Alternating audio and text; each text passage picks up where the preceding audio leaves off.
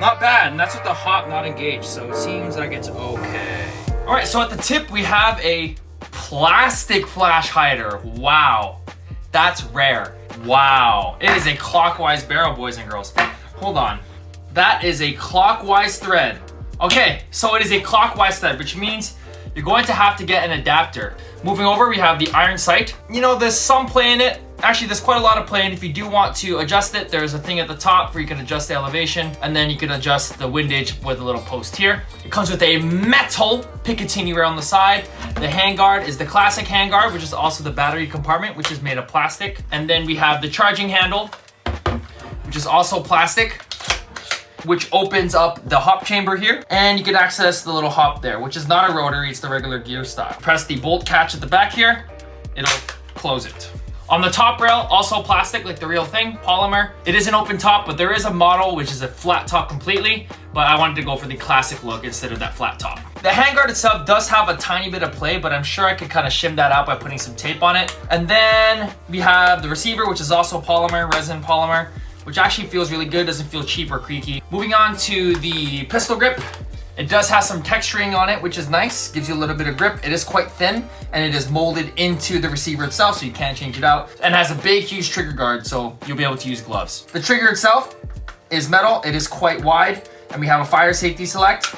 Quite distinctive. So this is pretty easy, so we can go safe, semi-auto, auto. It does have a 45-degree kind of throw here on that tappet plate, so you're gonna have to kind of really have a positive click on it. It is not ambidextrous. I mean, it is a little bit ambidextrous. You can kind of manipulate it if you really tried, but then we have a short section of Picatinny rail here, which can fit an optic. It is metal as well. And we have the back iron sight, which you can kind of just flip up and down like that. And the sight picture on it is quite small and restricted. Then we have, I guess, the top of the receiver here, which does have some play to it. It is plastic. I have no idea what this actually is. Probably a scope mount or something like that. And then we have the actual butt of the rifle itself. No insignias on the right side, but on the left side it does say TAVOR 21556 with the serial number, Israeli Weapon Industries. It does have a QD point, which is nice. I don't know where you'd put the sling. Maybe the sling would probably go, I don't know, probably here. Probably just wrap it around this section right here and put a sling. And you can also see the outer barrel and the gas block tube through the middle of the receiver, which is cool. The butt pad is plastic, and it does have a little bit of play to it as well. So you could probably shim that out using some tape. Then we have the mag catch, which is plastic as well, but it is a sturdy plastic, and the bolt catch is also plastic. It's actually quite easy to take out that magazine. Probably easier than the AUG, because the AUG had some weird button press thing she had to do. But this one, really easy. And the magazine falls out. Oh, hit myself in the nuts. Falls out on its own, so you'll be able to easily reload that. Okay, so you have a 7.4 LiPo. We're gonna plug it in here. Very tiny, tiny boy. Actually, there's quite a lot of space. It goes like into the receiver as well, so there you go. Easy. So the trigger does have a micro switch, so it should be a pretty good trigger pull. And it does have blowback, so let's see how this goes.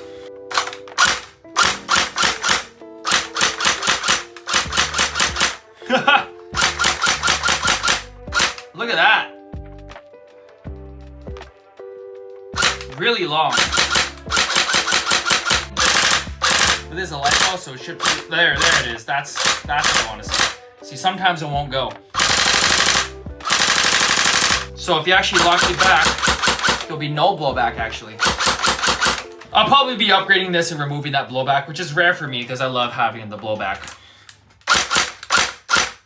All right, guys, let's go test that accuracy. All right, so we have our little range set up, and I kind of noticed here that my top rail section, not sure if it's a manufacturer defect, let me know, but this whole thing just moves, and this thing is like a flap. You can basically just straight up take this out. But that being said, we're gonna shoot this thing and use our EPM and see how it goes. Semi-auto on our little target over there.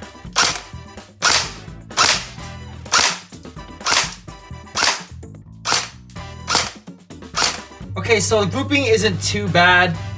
In general, it kind of stays in the same spot. It was over here at first, but then it kind of centered itself out. So it's not too bad. Let's full auto the thing.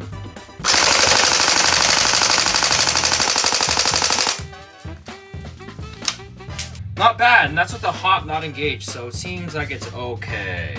All right, 0.2 gram BBs. Tavor 21. 85. 84. 85. 84. Okay, let's try putting up the hop just a bit.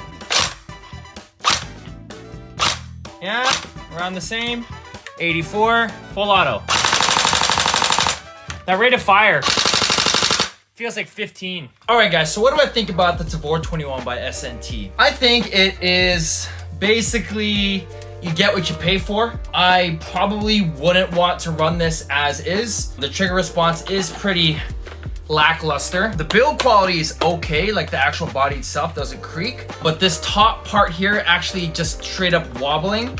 I'm not sure if this is an actual feature or if there's a screw loose or there's a manufacturing defect or it can be fixed. I'm not sure what's going on there. So that is pretty disappointing. But overall, like, it feels good to use. The charging handle is pretty cool. The blowback is like, you know, whatever. It's not Marui or anything like that. This is probably just gonna break on its own. But the form factor is cool. I was thinking about this, an AUG, or a RDB. The reason I didn't go with the AUG is because the Marui one is okay, but the semi-contacts burned out almost right away, and it's super creaky. Like, even the handguard was like horribly made, which is really disappointing for Marui. And the RDB, I don't know, on paper it seems good, but I just didn't really like the look of it. It kind of looks weird to me. And this seems more classic to me. Like, it's a Tavor, like it looks cool. When I think Bullpup, I think either this or FAMAS, right? And the reload is nice. The ergonomics are really good on it. It's a lot easier than the AUG where you have to like push a button. This is just a quick strip and rip, pretty easy. And yeah, it's easy to hold, easy to wield as well, and it has a pretty long barrel. So what I'm gonna be doing with this is either A, returning it to Amazon because of this manufacturer defect, or B, I'm going to be upgrading it. And we're gonna just overhaul, gut this thing, get a better trigger response, get a better barrel, bucking, everything to make this thing Gucci boy, and then never have to touch it again, because it's not really a, you know, super expensive brand. So we wanna kind of really make it the Gucciest TAR 21 we can get. But anyway, that's all I got for today, guys. What do you think about the TAR 21? Let me know in the comment section down below. And I hope to give you guys gameplay in the future if I keep this thing. But if not, then hey, I hope you like this video. Check this video out though.